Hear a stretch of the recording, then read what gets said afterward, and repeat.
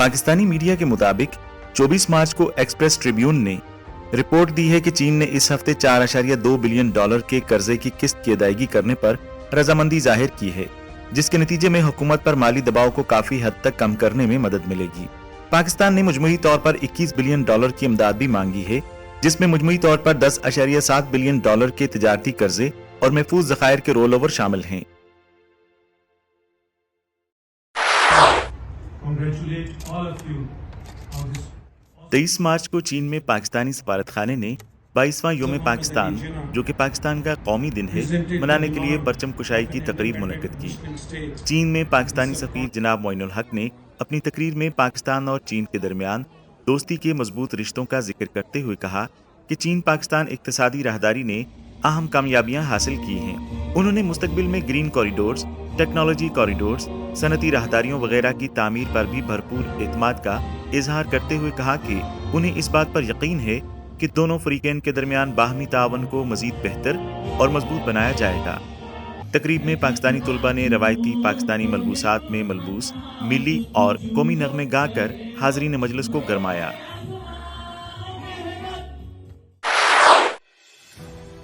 पाकिस्तानी हुकूमत ने जुमेरात को गंदम की कम अज कम इमदादी कीमत में 13% इजाफा किया। ये फैसला इक्तिसादी राब्ता कमेटी के इजलास में किया गया। इजलास में खाद और चीनी पावर प्रोड्यूसर्स को अदायगियों के लिए मजीद 79 अरब रुपए की मंजूरी भी दी। इजलास ने 2021-2022 गंदम की फसल के लिए कम अज कम इमदादी कीमत 1950 रुपए फी 40 किलोग्राम से बढ़ाकर 2200 रुपए करने की भी मंजूरी दी। इजलास को बताया गया कि वफाकी हुकूमत ने सिंध हुकूमत को 3.89 अरब रुपए और बलूचिस्तान हुकूमत को 541 मिलियन रुपए फराहम किए हैं। इजलास में जून 2022 के आखिर तक सब्सिडी की तकसीम से मुताल्लिक एक तहरीक मंजूर की गई।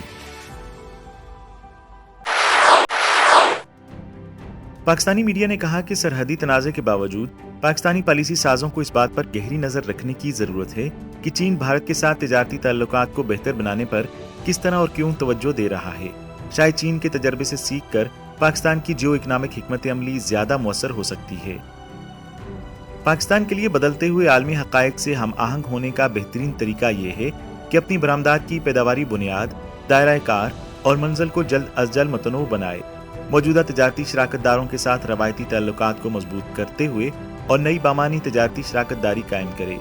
मिसाल के तौर पर रूस का पाकिस्तानी मईशत में तकरीबन कोई किरदार नहीं है।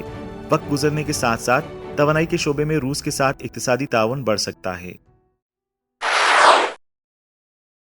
पाकिस्तान मालियाती टेक्नोलॉजी इनकलाब से कितना दूर है?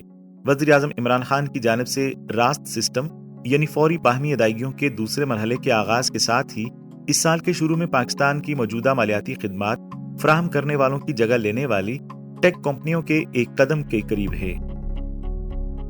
ये ख्याल किया जाता है कि कोविड-19 के फैलने के बाद से पाकिस्तान में डिजिटल अदायगियों में नुमाया इजाफा हुआ है।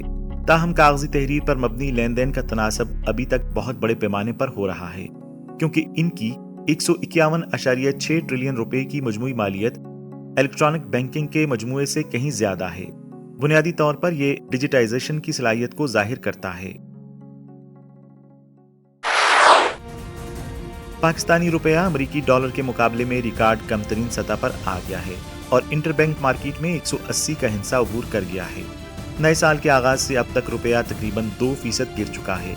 ज़र मुबादला के ताजरों का कहना था कि बैनुल-अक़वामी मंडी में तेल की कीमतों में कमी के बावजूद अमरीकी डॉलर की मांग में इजाफा हुआ है।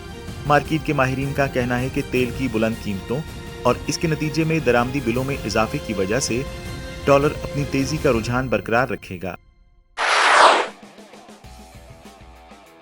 क्रिप्टो करेंसी में सरमायाकारी आज के दौर में बहुत अहमियत इख्तियार कर चुकी है, क्योंकि अफरात ज़र बहुत ज्यादा है और करेंसियों की कदर कम हो रही है और लोग आसानी से सरमायाकारी करने और छोटी रकम की हिफाजत के तरीके तलाश कर रहे हैं।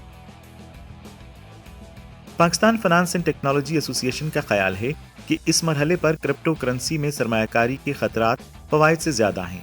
इसने एक बयान में कहा, किसी भी एसोसिएशन या सनत को इसे पाकिस्तान की इक्तिसादी खुदमुख्तारी और खुशहाली से बाहर नहीं समझना चाहिए। तयासाराइयों और गलत कीमतों के लिहाज से कलील मुद्दती फायदे के अज़ाइम बिलाखिर मालियाती टेक्नोलॉजी की सनत की साख को नुकसान पहुंचाएंगे।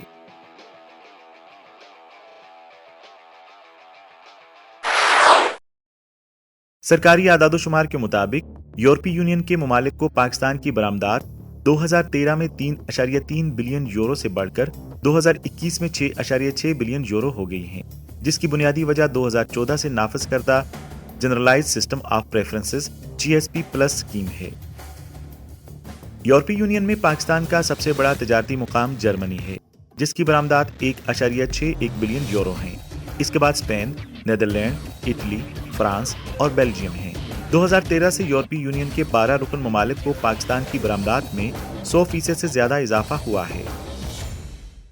दरामदी पहलू से 2013 से पाकिस्तान को यूरोपीय यूनियन की बरामदात के बहुत से शोबों में नुमाया इजाफा हुआ है, बशमूल मशीनरी और बरकी आलात, स्टील, दवासाजी, प्लास्टिक और तिब्बी पैमाइश के आलात। मार्च में रूस की वजारत सनत ने कहा कि उसने गैर दोस्ताना ममालिक को खादों की बरामद पर पाबंदी लगाने का फैसला किया है। इसी दौरान यूक्रेन की हुकूमत ने तमाम किस्म की खादों की बरामद पर आर्जी पाबंदी आयद करने का फैसला किया है। जैसे ही ये खबर सामने आई, बैनुल-अक़वामी गल्ला मंडी में तेजी से हलचल मच गई और आलमी सतह पर खाद की कीमतों में इजाफे का एक नया रुझान देखने को मिला।